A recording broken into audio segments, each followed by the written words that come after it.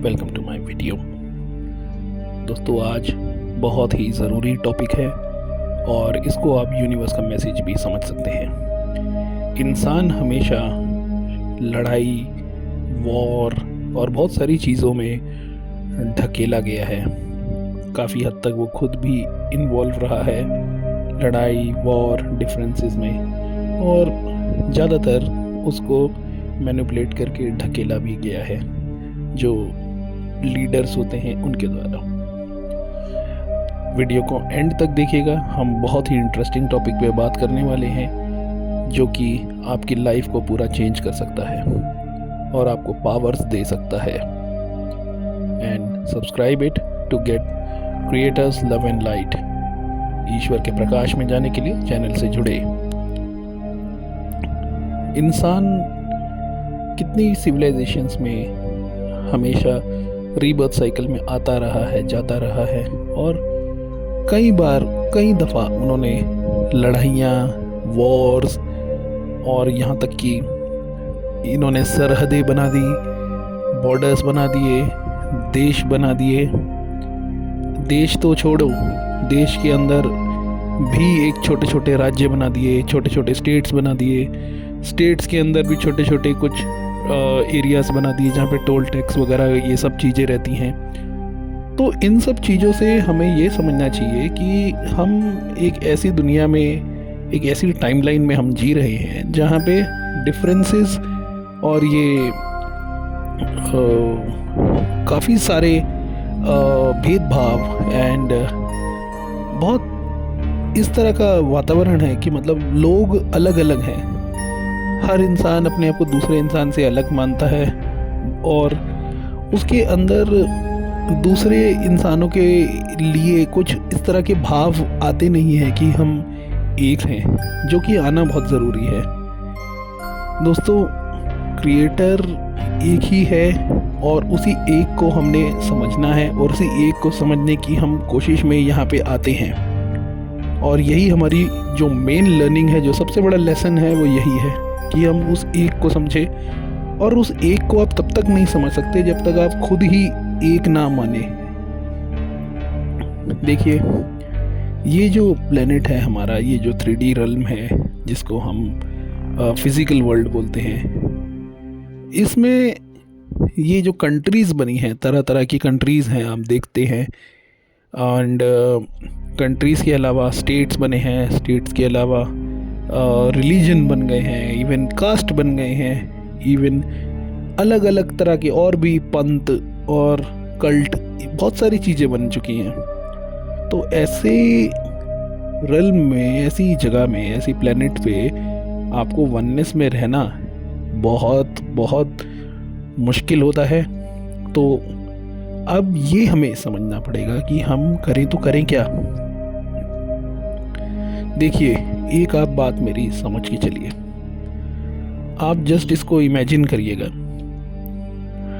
अगर वननेस और love vibration, यानी एक का भाव अगर सब में आ जाए और लव की वाइब्रेशन आ जाए, अनकंडीशनल लव सब में आ जाए, तो सबसे पहले जो है शादी का कॉन्सेप्ट ख़त्म हो जाएगा।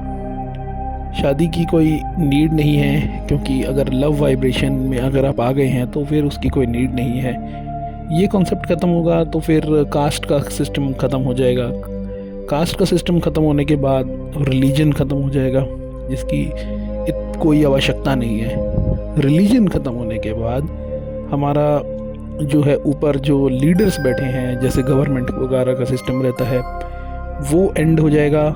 वो एंड होने के बाद जो बॉर्डर्स हैं, बॉर्डर्स एंड होंगे, क्योंकि ज़रूरत ही नहीं है। जो सब वननेस में है, पूरी दुनिया वननेस में आ गई है, तो बॉर्डर्स की रिक्वायरमेंट क्या है। तो पुलिस का सिस्टम, आर्मी का सिस्टम, ये सब ख़त्म हो जाएगा। कोई किसी के भी घर जाए, किसी भी कंट्री में जाए, जहाँ मर्जी जिसका मन करे वो जाए और जाके वहाँ पे बैठे, खाना खाए, बैठे मेडिटेशन करे, मिले जुले। और ये ख़त्म होने के साथ जो है हमारा इस तरह का सिस्टम बनेगा कि हमें इन सब चीज़ों की, इन सब डिविजन्स की कोई रिक्वायरमेंट ही नहीं लगेगी। और इवन करेंसी सिस्टम पूरा डिस्ट्रॉय हो जाएगा, करेंसी सिस्टम का भी एंड हो जाएगा। ह्यूमंस ने बहुत सारी वॉर्स कर ली आपस में ही, जबकि इनका बर्थ हुआ है उसी एक से, इनको उस एक को समझना चाहिए था। लेकिन इतनी सारी जंगें लड़ने से, इतने सारे वॉर्स करते करते, एक दूसरे का खून बहाते बहाते ये जो प्लेनेट है ना, ये यहाँ पे बहुत नेगेटिविटी आ गई है। अब हमें ये समझना पड़ेगा कि हम इस नेगेटिविटी को कैसे एंड करें। दोस्तों माफ़ कीजिएगा, आप किसी और के ऊपर ये वाली सोच थोप नहीं सकते कि आप हर किसी को ये नहीं कह सकते कि आप वननेस में आ जाओ, आप इस तरह से रहिए, डिवीज़न छोड़िए, कास्टिज़म छोड़िए, ये वो सब छोड़ दीजिए, ये बॉर्डर वगैरह, ये सब झंडा देश, ये सब कंट्री का कॉन्सेप्ट। अब इस तरह की जो बातें हैं ये हर किसी को आप नहीं समझ सकते, और हर कोई रेजोनेट भी नहीं करेगा, या हर कोई इसको समझ भी नहीं पाएगा। ये आपको समझना पड़ेगा। ये जो मुझे मैसेज मिला है वो मैं आपको बता रहा हूँ। ये जो भाव है ये आपको अपने अंदर लाना पड़ेगा, अपने अंदर। जी हाँ, जब आप अपने अंदर ये भाव लाएंगे वननेस का, जब आप अपने अंदर ये चीज़ बिठा लेंगे कि देश, कंट्री, करेंसी, ये सब चीज़ें सब की सब धाराशायी हो जाएंगी जब हम वननेस में आ जाएंगे। अगर आप ये चीज़ सोच लेंगे, समझ लेंगे, तो आपके अंदर से ही वननेस आना स्टार्ट हो जाएगी। और जो आपके अंदर जो उस एक की जो पार्ट है, उस एक का जो अंश है, जिसको आप आत्मा एंड सोल, स्पिरिट, ये सब नाम से आप पुकारते हैं, वो बहुत ज़्यादा बलशाली हो जाएगा। उसका आत्मिक लेवल बढ़ेगा, प्राण ऊर्जा जिसे आप बोलते हैं, प्राणिक एनर्जी, वो बहुत हाई हो जाएगी। और जब वो हाई हो जाएगी, जब आप वननेस के भाव में आ जाएंगे, तो सारे लोग आपको वही मिलेंगे जो खुद वननेस में आ चुके हैं। दोस्तों, वननेस में आने के टाइम पे आपसे काफ़ी नेगेटिविटी वाले लोग भी शुरू में हो सकता है टकराएं, लेकिन जब आप इस भाव में कंटिन्यूसली रहना शुरू कर देंगे, आपको बहुत ही जल्दी से इसी तरह के लोग आपसे टकराने लग जाएंगे, क्योंकि जैसे आप होते हैं वैसे ही लोग आपको मिलते हैं। ये बात आपको समझ लेनी चाहिए। जैसे आप बनेंगे वैसे ही आपको लोग मिलेंगे, जैसी दृष्टि वैसी सृष्टि, ये आपको समझना पड़ेगा।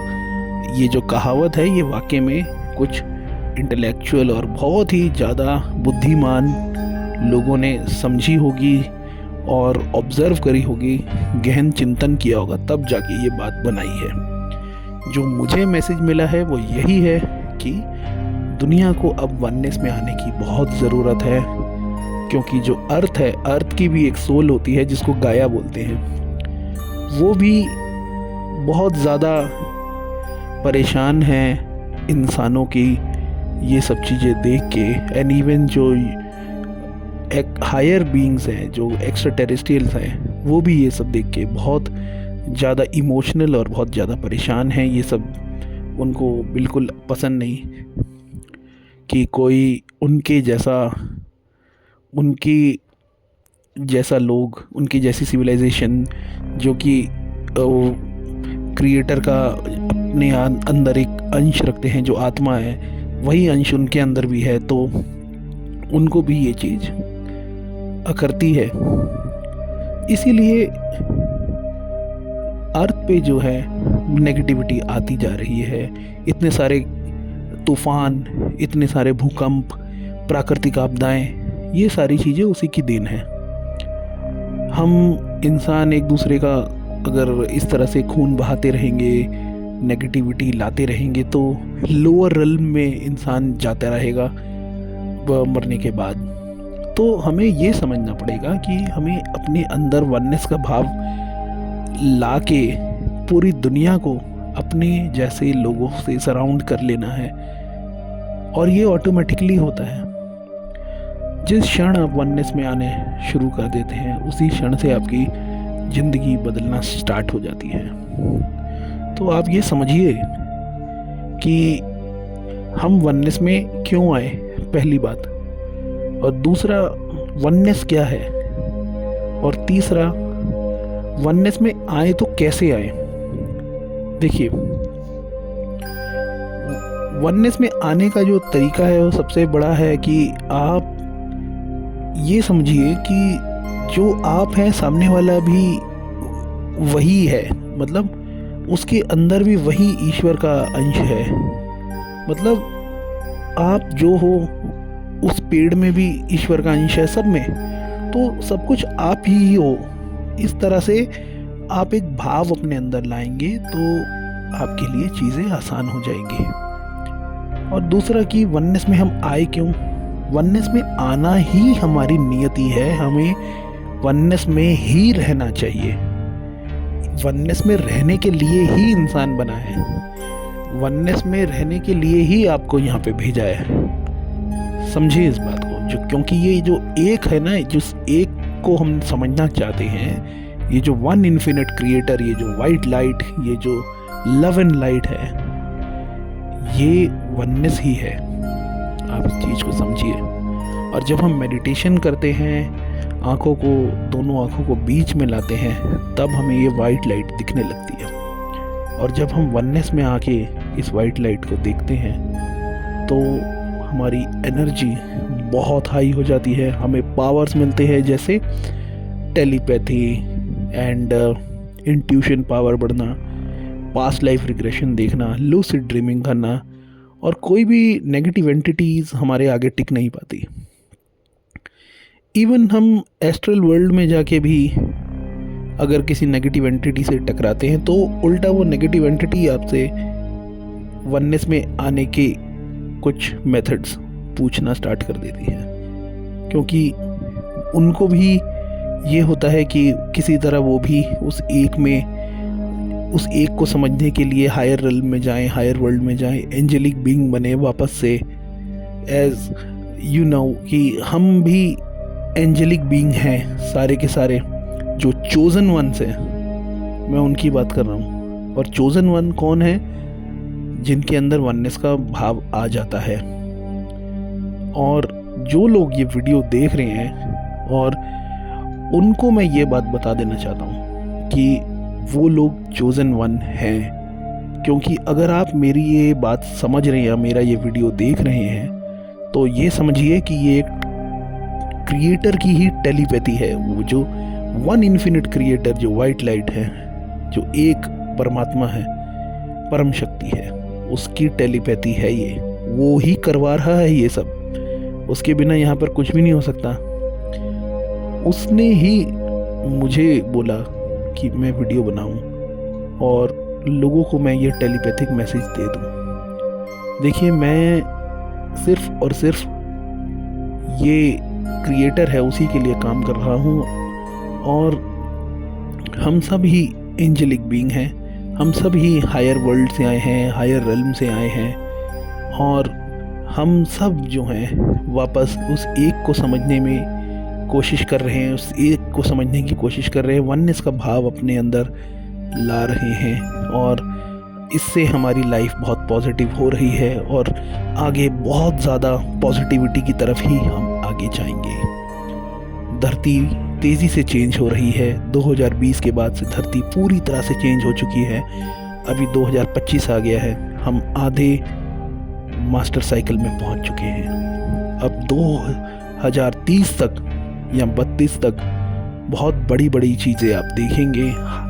एक्स्ट्रा टेरेस्ट्रियल्स का आना बहुत बड़े लेवल पे स्टार्ट हो चुका है, और ह्यूमंस के अंदर एक अजीब सा चेंज आप देख रहे हैं। काफ़ी सारे लोग नेगेटिविटी की तरफ जा रहे हैं, और रिलेशनशिप सबके बिखर रहे हैं मोस्टली लोगों के, एंड लोग डिप्रेशन और कियोस की तरफ ज़्यादा जा रहे हैं। लेकिन जो लोग एक को समझने की कोशिश कर रहे हैं, जो वननेस और अनकंडीशनल लव की वाइब्रेशन में हैं, जो मेडिटेशन कर रहे हैं, जो अपने अंदर की वाइट लाइट बढ़ा रहे हैं, जो कि मैंने तरीका बताया है, दोनों आँखों को बीच में करके, आँखों को बंद करके आपको बस बैठ जाना है और उस वाइट लाइट को देखते रहना है। और जब आप उस लाइट को देखते रहेंगे, आपके अंदर ही लाइट, आपके अंदर का प्रकाश इतना तेज़ हो जाएगा, वो चीज़ आपको दिखना स्टार्ट हो जाएगी। Thank you. Subscribe my channel. Have a nice day.